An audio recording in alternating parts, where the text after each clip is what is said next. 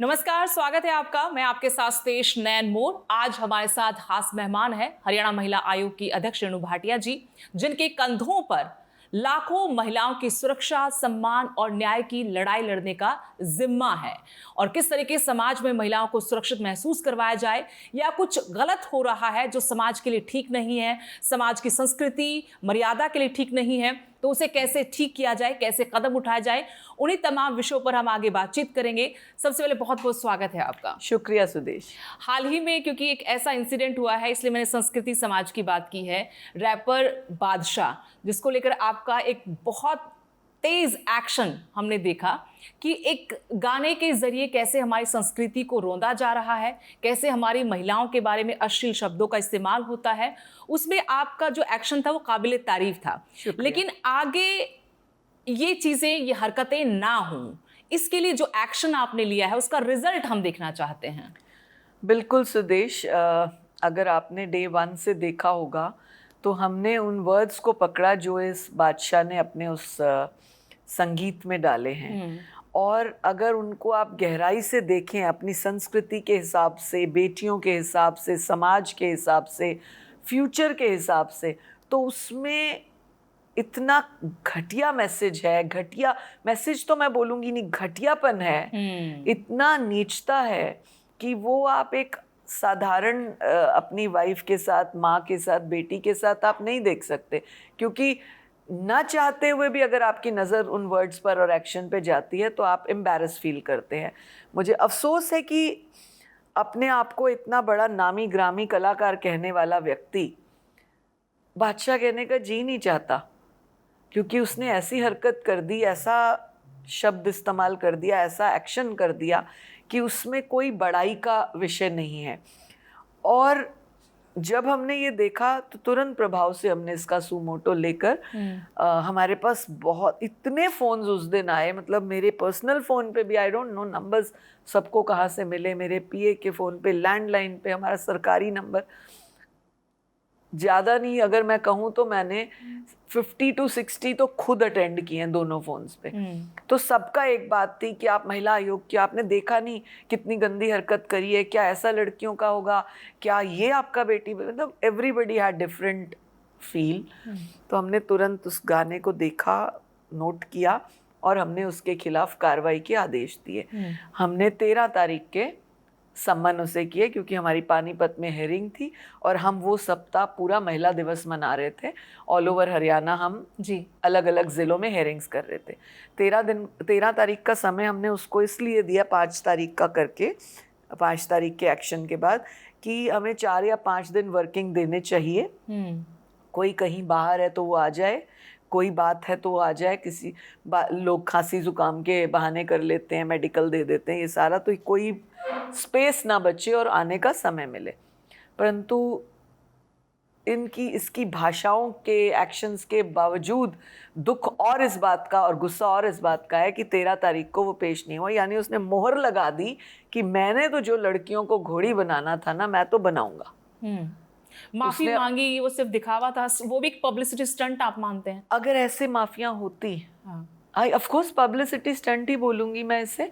जो व्यक्ति अपना गाड़ी में जाते हुए कहीं घूमने जा रहा है, कहीं जा रहा है, I am so busy, okay, अगर मैंने ऐसा बोला तो इट्स ओके, सॉरी है, मैं खुद हरियाणा का बेटा हूँ। अरे हरियाणा का बेटा हरियाणा की बेटियों परंपरा की बेइज्जती कर रहा है, हरियाणा के संस्कारों की बेइज्जती कर रहा है, हरियाणा की बेटी की बेइज्जती कर रहा है। अगर जो कोई ऐसे, जैसे मैं बोलूँ कि मैं हरियाणा की हूँ, तो मेरा हर हरियाणवी मेरा भाई, हर हरियाणवी का मैं मान करूँ, ये होता है ना। तो हर हरियाणवी महिला को तूने घोड़ी बना दिया, तूने उसको जलील कर दिया, तूने उसको गलत रिएक्शन कर दिया, मतलब जो माफ़ी काबिल नहीं है। और फिर तुम माफ़ी कैसे मांग रहे हो? मैं तो चैनल्स के माध्यम से लोगों को पूछना चाहती हूँ, क्या इस तरह की माफ़ी होती है? कल को कोई गलत काम करे और फिर बोले मैंने फ़ोन पे माफ़ी मांग ली, हो गया तो हो गया, क्या हुआ? मतलब कोई फिजिकल रेप करता है और कोई फिर मेंटल रेप कर देता है, ये मेंटल रेप है। तो आप इस तरह से माफ़ी मांगते हैं, जो मुझे मंजूर नहीं थी, एज चेयरपर्सन भी मंजूर नहीं आई और एज रेणु भाटिया भी मंजूर नहीं थी। उसको आना चाहिए था, जो उसने वॉयलेट किया। लोगों में एक ये भी सवाल था कि चलो ठीक है, महिला आयोग ने एक्शन लिया, लोगों में भी बहुत गुस्सा था, उनको भी संतुष्टि हुई कि कोई आयोग है जो महिलाओं के लिए बनाया गया है और आज उसका एक्शन हमने देखा। लेकिन अब बात ये है कि आगे कुछ ऐसा ना हो, उसमें कोई सख्त प्रावधान होने चाहिए, सजा के भी, ताकि दूसरे गायक ऐसा इससे, क्योंकि लोगों का यही मानना है कि उन्होंने जो चाहा था वो उन्होंने पा लिया, कि उनको पब्लिसिटी चाहिए तो मिल गई, आप करते रहो बैन, हटाते रहो यूट्यूब से आप अपना गाना। देखिए ये अगर ऐसी पब्लिसिटी करके माँ सरस्वती खुश होती, आपको भगवान ने, आपको माँ सरस्वती ने, हम किसकी पूजा करते हैं? हम आप सब आर्टिस्ट हैं, और जब भी हम कोई कार्यक्रम की शुरुआत करते हैं, दीप प्रज्वलन करते हैं माँ सरस्वती को, जब भी हम गीत संगीत करते हैं माँ सरस्वती की पूजा होती है, फोटो रहती है। से नवरात्र है और इन नवरात्रों में भी आप देखिए सरस्वती का वंदन होगा। हाँ? तो आप उस सरस्वती जिसने आपको इतना स्वर अच्छा दिया, जिसने आपको इतना नाम बनाने के लिए मौका दिया, आप उसको जलील कर रहे हैं। आप उस माँ की कोख को जलील कर रहे हैं जिससे आपने जन्म लिया। किसी की बेटी को घोड़ी बना दो या अपनी माँ को बता दो कि आप जैसी औरतें तो यही बनती हैं। तो क्या फर्क रह गया? तो ना तुमने अपनी माँ का सम्मान किया, ना अपनी बीवी का, ना बहन का, ना बेटी का। दूसरों की बेटियां तो छोड़ ही दो, उनको तो तुमने एक्शंस जो करके दिखा दिए, दिखाई दिए। ऐसा कुछ बहुत सारे सिंगर्स के साथ पंजाब में भी हुआ, वहां पर भी कुछ ऐसे विवाद हुए, वो माफी मांगी और सब छूट गए। तो ये एक पैटर्न बना लिया है इन सिंगर्स ने कि भाई महिला आयोग क्या ही करेगा, समन कर लेगा, तलब कर देगा, हम नहीं जाएंगे, या जाएंगे तो माफी मांग के छुटकारा हो जाएगा। तो क्या एक्चुअल पावर नहीं है महिला आयोग के पास? आपने भी अधिकारियों को लिखा कि भाई आप इस पर एफआईआर कीजिए और पासपोर्ट भी जब्त कीजिए। पावर्स तो बहुत हैं, और बेटियों को सम्मान रखने के लिए, बेटियों की इज्जत के लिए पावर्स की कमी नहीं है जी। हमने उसको समन किया, नहीं आया, उसने और ज़्यादा अपना वो दिखाया। हमने जो एफआईआर दर्ज करी है पंचकुला में, जींद में, पानीपत में, इसके ऊपर एक्शन होगा। लेकिन ये उसके बैक टू बैक हुआ भी ना, नोरा फतेही का गाना है सर की हुआ, चुनरी, उसके ऊपर भी एक्शन किया। आज तो राष्ट्रीय महिला आयोग ने भी सख्ती दिखाई। हमने पहले ही दिन राष्ट्रीय महिला आयोग को भी भेजा, महाराष्ट्र आयोग को भी भेजा, और फिल्म सेंसर बोर्ड को हमने लेटर भेजा, क्योंकि मैं उस नॉलेज को थोड़ा उस बात को समझती हूँ। फिल्म सेंसर बोर्ड की मेंबर रही हूँ 3 वर्षों तक, तो मैं जानती हूँ कि इस तरह का जब कोई भी गाना होता है, कुछ होता है, क्योंकि मैंने ये इसलिए ऐसा एक्शन किया। बादशाह के वक्त मुझे उसके वेल विशर्स जो उसको सो कॉल्ड बचाने की बातें कर रहे थे, उन्होंने कई जगह कहा कि इन्होंने डबल मीनिंग लिया, ये तो सेंसर बोर्ड के अंडर आता ही नहीं, ये तो स्ट्रेट अवे यूट्यूब का था, फलाना ढिमका। उन्होंने अपनी कानूनगिरी झाड़ी। तो हमने इस गाने को, नोरा फतेही वाले गाने को, स्ट्रेट अवे फिल्म सेंसर से पूछा, क्योंकि ये एक फिल्म का गाना है। जी। और हमने पूछा कि ये गाना लिखा किसने, इतने गंदे वर्ड्स। पता लगा कि जो लिरिक्स राइटर है वो तो कोई ऑस्कर अवार्ड विनर है। और ज्यादा दुख हुआ कि ऑस्कर अवार्ड विनर इतना गंदा लिखता है।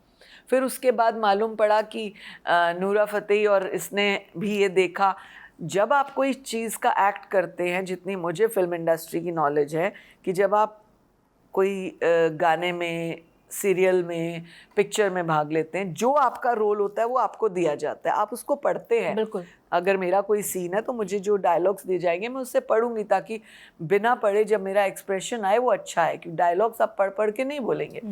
तो आपको वो याद करने होते हैं, या अगर आप इम्प्रोवाइज भी करते हैं 1-2 शब्द इधर उधर, तो आपको एक्सप्रेशन वैसा आना चाहिए। आप खुद एंकर हैं, आर्टिस्ट हैं, आप जानती हैं। तो क्या नूरा फतेही ने पढ़ा नहीं होगा गाना? क्योंकि लिपसिंग तो उसे ही करनी थी ना। आज वो अपना सच्चाइयाँ पेश कर रही है कि आई डिडंट नो। मीनिंग नहीं पता तो आप एक्ट कैसे कर सकते हैं? If it was गाली to you, then you're saying कि I didn't know the meaning, I asked so many times but they didn't tell me. How is it possible?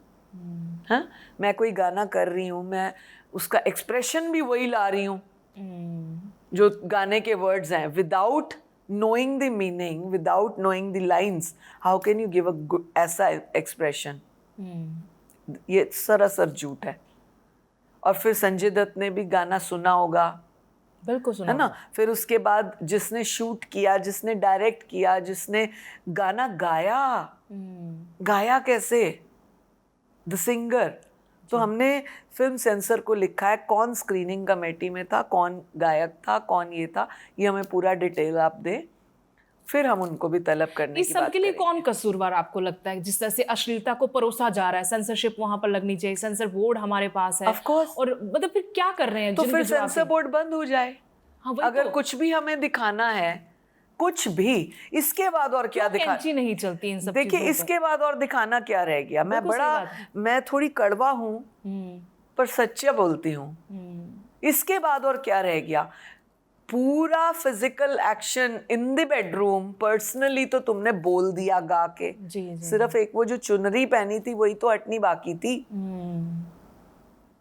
तो फिल्म सेंसर वो भी हटा दे। फिर तो बोर्ड ही नहीं होना चाहिए। अगर इतने लेवल तक गिर गए फिर तो बोर्ड ही नहीं होना चाहिए। नहीं, पहले भी क्योंकि हमारी बातचीत हुई, सोशल मीडिया के जरिए भी बहुत सारी अश्लीलता परोसी जा रही है। आपने कहा कि यूट्यूब का गाना था, वहां से एक दलील दी गई बादशाह वाले मामले में कि यूट्यूब का गाना सेंसरशिप इसमें कहां से आ गई थी। तो कुछ तो ऐसा बने, कोई तो ऐसा Yes. लो बने, कानून चाहे बने। चाहे डायरेक्ट यूट्यूब पे आना है गाना, चाहे वो स्टेट लेवल का। देखो मैं जब सेंसर बोर्ड में थी वो स्टेट लेवल का था, 9 स्टेट्स आते थे जी, हमारे जी। अंडर। तो उसमें हिंदी, पंजाबी, हिमाचल, ये सारे गाने आते थे। फिल्म्स भी आती थी। JNK भी एक स्टेट में आया था, तो एक मैंने JNK के भी एक शॉर्ट फिल्म सेंस वो की थी, स्क्रीन की थी। ऐसा नहीं है, फिल्म सेंसर बोर्ड है, पर उसकी फिर पर्टिकुलर्स जो होते हैं उनको फॉलो क्यों नहीं किया गया। मैंने पढ़ा पूरा जी नोरा फतेही के गाने के लिए कि हमारा कानून कहता क्या है, हमारी लिमिट्स कहती क्या है, कितना कहते हैं। उसमें स्ट्रेट अवे है कि the language which hurts, which is not bearable, ये वो, the scene which is not bearable, they should not be shown. Then what is this, what is this?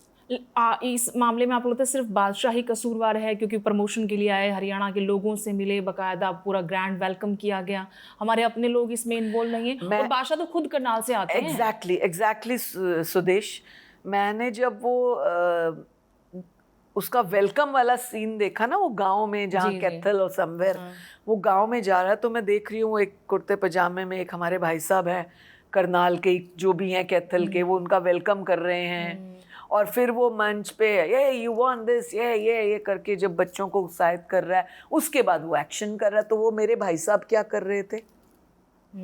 वो जो महिलाएं पीछे खुश हो रही है, उनको सिर्फ उस टाइम ये वाली खुशी दिख रही थी कि ओ हमारे गांव में बादशाह आया है।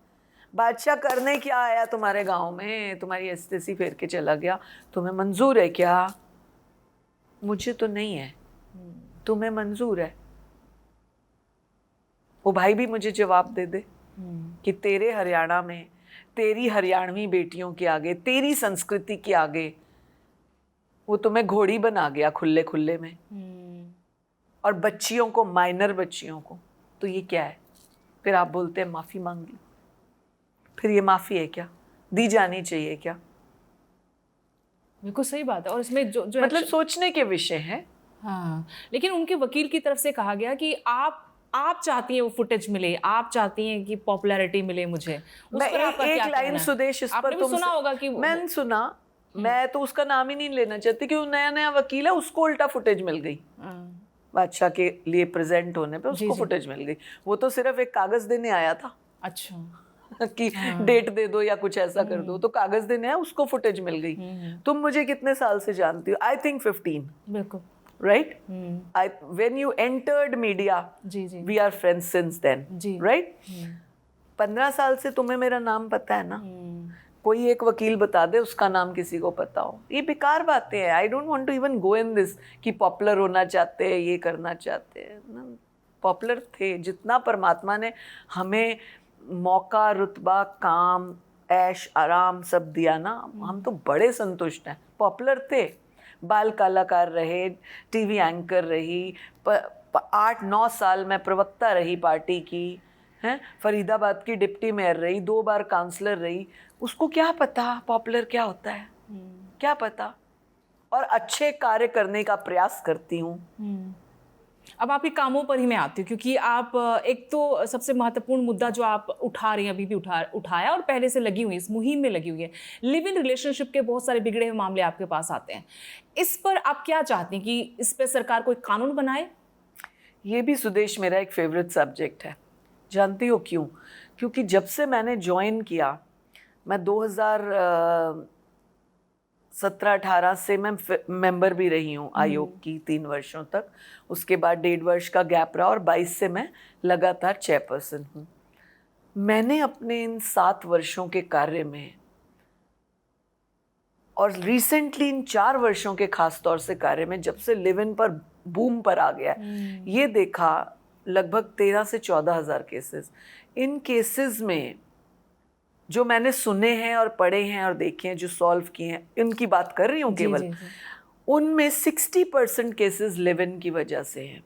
जस्ट बिकॉज लिव इन का कोई क्लियर कानून नहीं था, कहीं किसी राज्य ने कोई फैसला दिया, किसी ने कोई, हरियाणा ने कोई, तो लोग इधर वाले जो उनको बेनिफिट उस राज्य के फैसले के मुताबिक चल पड़ते हैं। चाहे ये फैसला करो, हम कोर्ट का आदर करते हैं, कानून का मान सम्मान करते हैं, जुडिशरी का मान करते हैं, परंतु हमारा परिवार भी जब होता है, माता पिता जज होते हैं घर के, अगर उनकी भी कोई ऐसी चीज़ जो परिवार को ठीक नहीं चला रही, तो वो भी ठीक करते हैं कि नहीं नहीं, मेरे बच्चों में ये दिक्कत आ रही है इस वजह से, तो हम ये पैटर्न फैमिली का चेंज कर दें, इस पैटर्न पे चले जिसमें बच्चे प्रॉपर ठीक हो।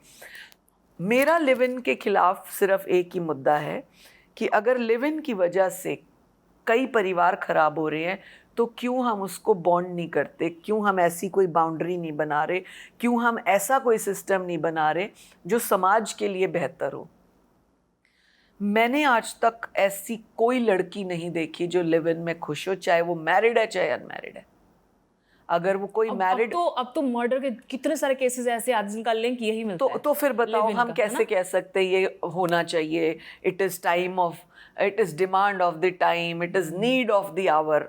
मैं एक छोटा सा ना, अगर आपके पास समय हो तो रख लेना, अदरवाइज बेशक काट देना, लेकिन इम्पॉर्टेंट है। मैं एक बार एक लॉ कॉलेज में बुलाई गई बोलने के लिए। अब मैंने कहा यार, लॉ स्टूडेंट्स को मैंने क्या बताना है, वो तो खुद ही लॉयर है। तो मुझे ध्यान आया लिव इन, तो मैंने ना 2 बच्चे बुला लिए लॉयर्स जो फाइनल ईयर में थे। तो मैंने कहा भाई मैं तुम्हें एक केस देना चाहती हूँ, मुझे वो केस हल करके बताओ, तो उसके बाद मैं अपनी उस तुम्हारे हल किए हुए केस से स्पीच बनाऊंगी। तो 2 बच्चे मैंने लड़के बुलाए, मैंने कहा कि तुम एक साइड से एक पक्ष हो, तुम दूसरा, तुम्हारी मदर का तुम्हारे फादर, इसके फादर ने, मैंने एक पक्ष को बोला, तुम्हारी मदर का इसके फादर ने रिलेशनशिप कर लिया और लिव इन में आ गया। अभी मैंने इतनी ही बात की थी। I know sometimes words are very harsh, but to set an example, to teach, sometimes you have to use this. और ये सब्जेक्ट ऐसा है, तुम्हें कड़ा बोलना ही है। मैनरफुल बात, घटिया बातों के लिए मैनरफुल बातें नहीं चलेंगी, राइट? तो तुमको उसी तरीके से समझाना। तो मैंने उसको अभी इतना ही बोला था, तो वो एक लड़का भड़क गया, कहता है ऐसे कैसे मेरी मम्मी को साथ लिव इन कर लेगा, ऐसे कैसे कर लेगा मेरी माँ के साथ, इसका बाप। मैंने कहा बस मेरा मोटिव सॉल्व हो गया। मतलब तुम वकील या तुम लिव इन, ये कानून और केस तो लड़ना चाहते हो, बट अपनी माँ का लिव इन नहीं चाहते किसी के बाप के साथ। तो बाकी क्या लोग नहीं है, बाकी किसी की माँ नहीं है, बाकी किसी के पापा नहीं है, बाकी किसी का रिलेशन नहीं है। और मैं कई डिबेट्स में बोल चुकी हूँ, फिर बोल रही हूँ, क्योंकि मैं मन से बोलती हूँ, सच बोलती हूँ, समाज के हित का बोलती हूँ और बोलना चाहती हूँ।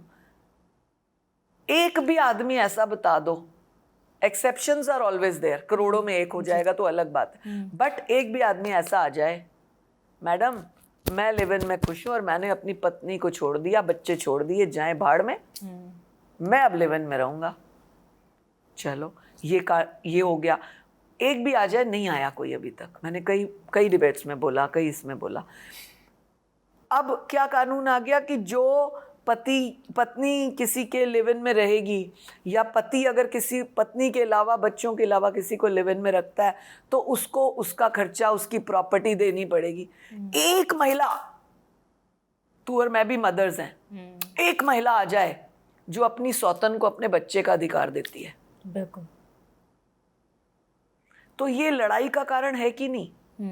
ये युद्ध है, युद्ध, क्राइम का कारण है, क्राइम, लड़ाई, मर्डर हो रहे हैं, जो भी गर्लफ्रेंड लिव इन वाली वाइफ टाइप्स रह रही है, वो उससे जो बच्चा पैदा हो रहा है उसका कल को नाम क्या होगा?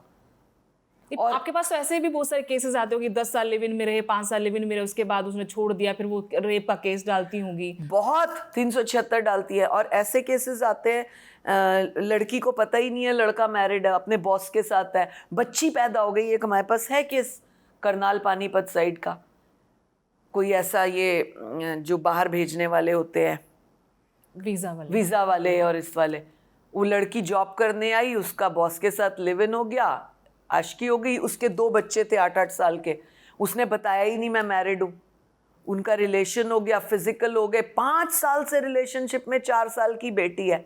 अब उसे पता लगा, वो तो शादीशुदा है, वो भी तब पता लगा, एक दिन घर ऑफिस आई उसकी वाइफ, तो उसने कहा ये कहाँ है? वो कहा ये कौन? मेरे हस्बैंड, तुम्हारा हस्बैंड कौन? फलाना है तेरा हस्बैंड, वाइफ तो मैं हूँ, ये देख मेरी बच्ची भी है, हम ये। तो फिर ये कानून का क्या बेनिफिट है और लड़कियों को क्या बेनिफिट है और फ्यूचर क्या है? क्या हम इतने वेस्टर्नाइज हैं, आज एक के साथ रिलेशन, कल दूसरे के साथ, आज उससे बच्चा, कल उससे बच्चा। बच्चों का फ्यूचर क्या है भाई? जो बच्चे पैदा होंगे उनको कौन पालेगा फिर? क्योंकि अगर एक लड़की या एक लड़का 2 या 3 या 4 रिलेशंस रख ले, क्योंकि लिव इन तो ऐसी आज़ादी है, तो उससे भी बच्चा अगर हो गया तो तीसरा वाला ना उसका बच्चा रखेगा ना उसका बच्चा रखेगा। बच्चों का क्या कसूर है? एक मेरे पास फरीदाबाद का ऐसा भी केस आया जिसमें मैंने बहुत डांट लगाई, मन से डांट लगाई, कानूनी बनती या नहीं बनती मुझे नहीं पता, मैंने मन से डांट लगाई। पति ने अपनी वाइफ को लिव इन में पकड़ा किसी के साथ, उनकी एक 3 साल या 2.5 साल की बेटी है। पति को गुस्सा आया, पत्नी ने छोड़ने को राजी नहीं हुई, और थोड़े दिन बाद पति भी किसी के साथ रिलेशन में आ गया। बच्ची को अनाथ आश्रम के बाहर रात को छोड़ गए।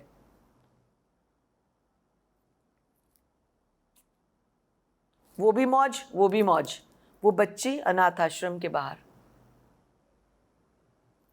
उस बच्ची ने क्या कसूर किया भाई? वो तो एक शादीशुदा कपल का बच्चा है ना, उसने क्या कसूर किया? अब कानून तो फिर ऐसे केस आते तो कानून तो बनना चाहिए, कड़ी से कड़ी सजा इनको हो, किसकी जवाबदेही है बच्चे की? और दूसरा ये देखो कि जितने भी जेन्युइन डिवोर्सेस भी आते हैं ना, पति पत्नियों वाले डिवोर्सेस, उसमें भी क्या होता है कि स्त्री धन दे दो, स्त्री को खर्चा दे दो, 5-5 हजार 10-10 हजार के लिए लड़कियां 6-6 8-8 साल भटकती हैं कोर्ट में, ऐसे रोती हैं यहाँ पे, क्योंकि कानून है कि अगर लड़की कहीं जॉब करती है तो उसको कोर्ट से वो लड़के से नहीं मिलेगा, तो इसलिए वो जॉब नहीं करती, और अगर चोरी छुपे करती है तो बताती नहीं, तो खिचड़ी बनी पड़ी है।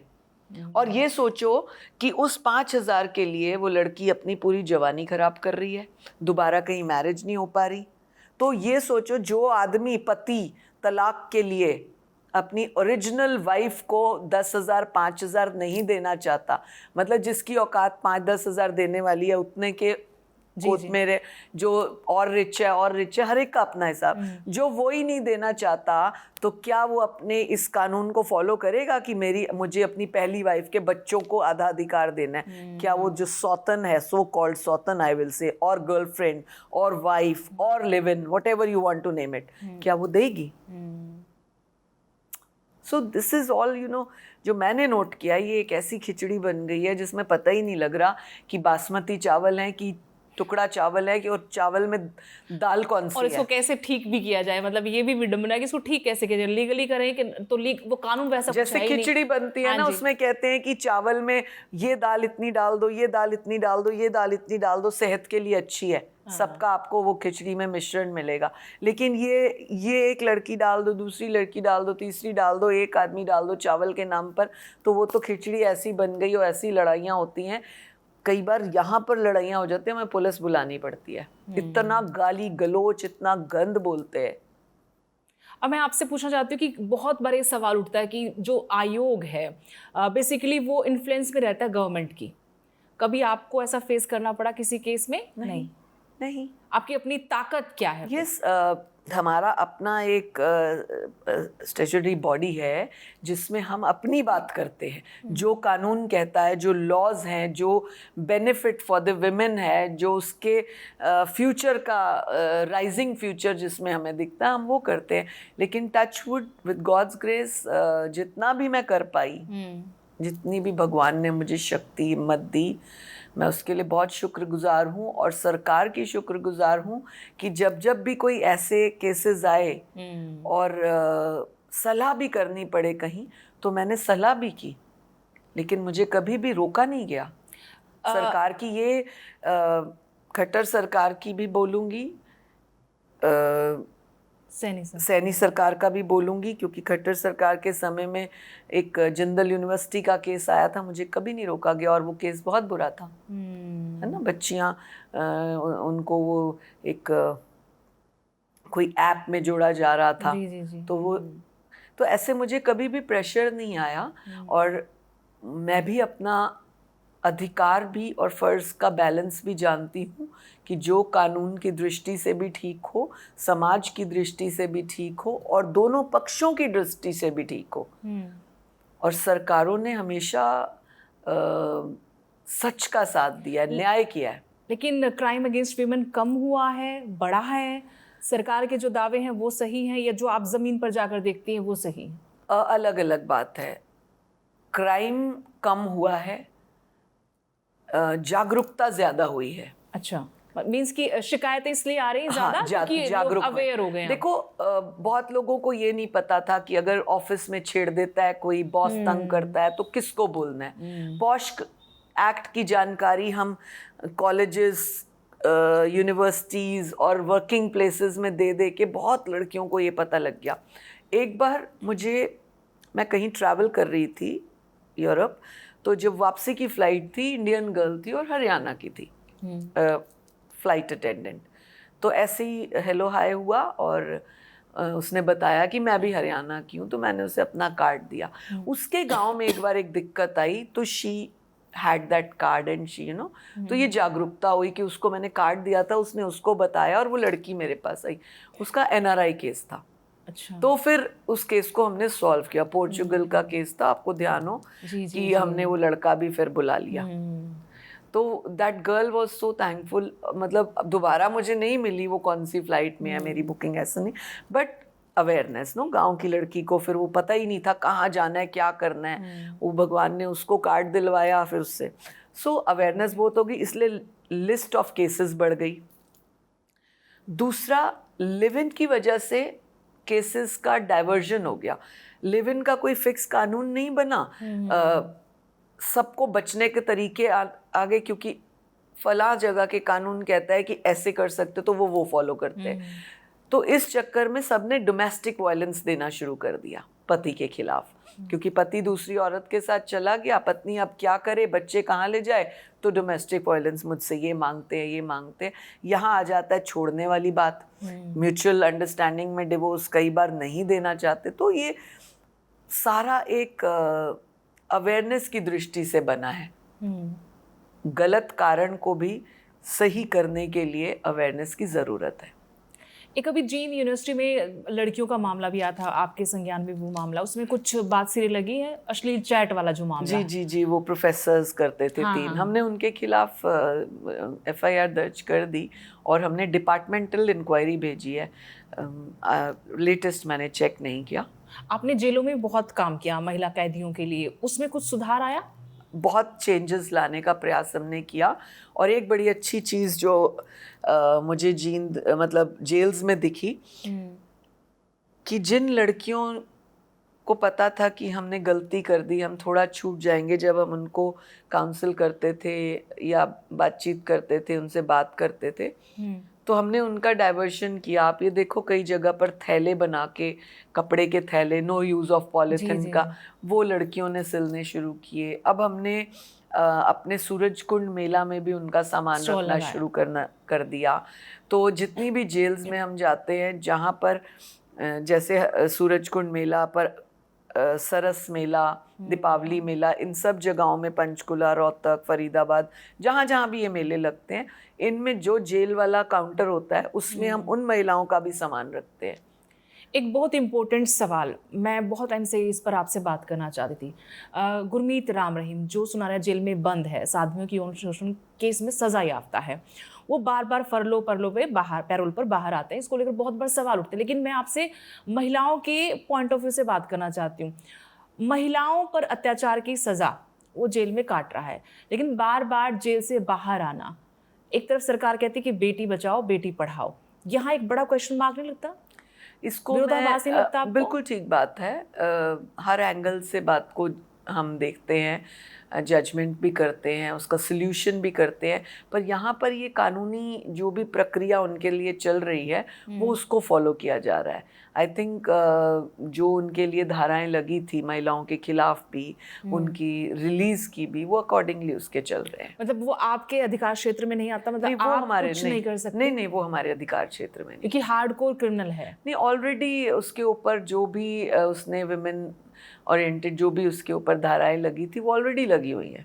अच्छा, वो हमारे उसमें नहीं आता। एक लास्ट सवाल आपसे मैं पूछ रही हूँ, आपके कार्यकाल को लेकर भी एक विवाद है, हाई कोर्ट एक याचिकाकर्ता ने याचिका लगाई हुई है। इट्स ओवर नाउ 3 इयर्स का टेन्योर होता है, वो रिपीट हो गया मेरा। सो इट्स वो ये एक बार नेचुरली मेरे प्रिय भी तो बहुत होंगे ना।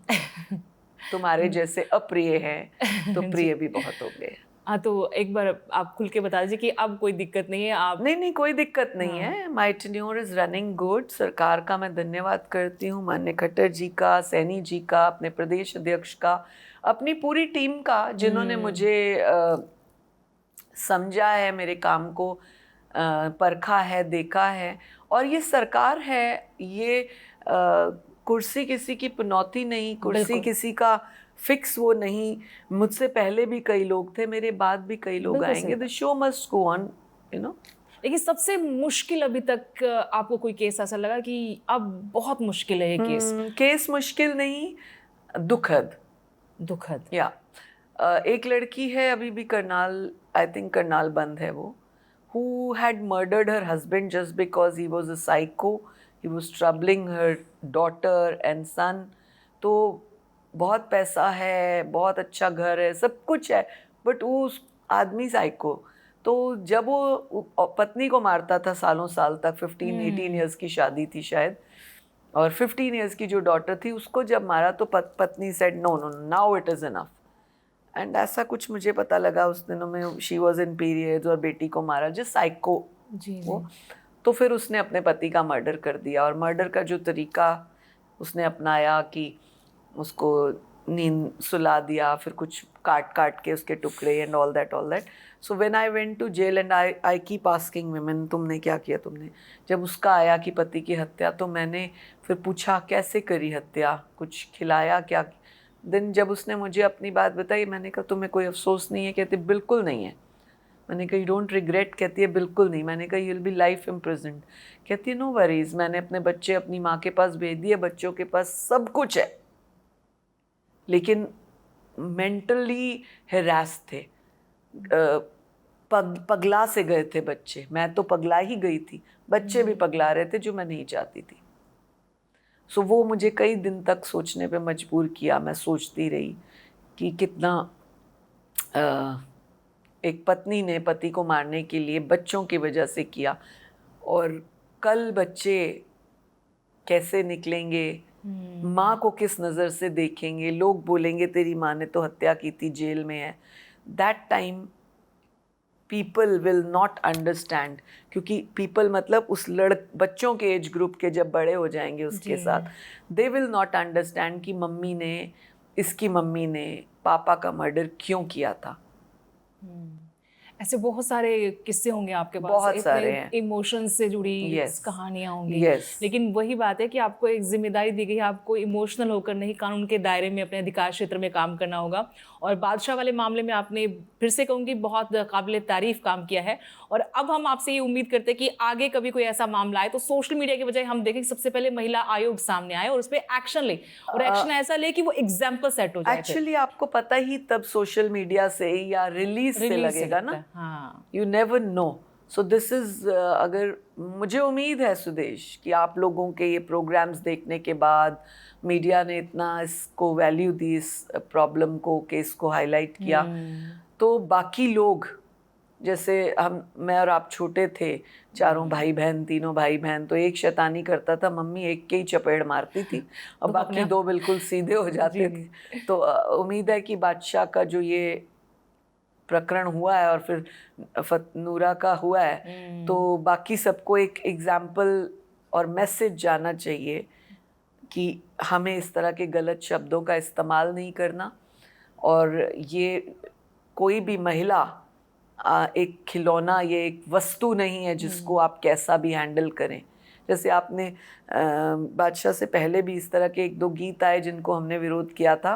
वो शराब की बोतल का नाम कई, महिला का नाम कई शराब की बोतलों के नाम से, that was also a very rubbish song. तो अपने पॉपुलैरिटी करने के लिए पंजाब के बाद अब हरियाणा को वो एक्सपेरिमेंटल चीज के तौर पे इस्तेमाल किया जा रहा था। और मैं उम्मीद करती हूँ कि हरियाणा सरकार इसमें सख्त है। माननीय मुख्यमंत्री जी बारीकी से हर बात को माइन्यूटली नोट करते हैं। हमारी पुलिस प्रशासन गहराई से इस विषय को देखेगा, क्योंकि अगर एक की ढिलाई की तो बाकी इसका फायदा उठाएंगे, तो फिर हर एक को करना पड़ेगा। तो वो ना हो, इसलिए मुझे लगता है कि सरकार और प्रशासन इस विषय को कड़े तरीके से सख्ती से लेगी। चलिए, बहुत बहुत धन्यवाद आपका। आपका शुक्रिया।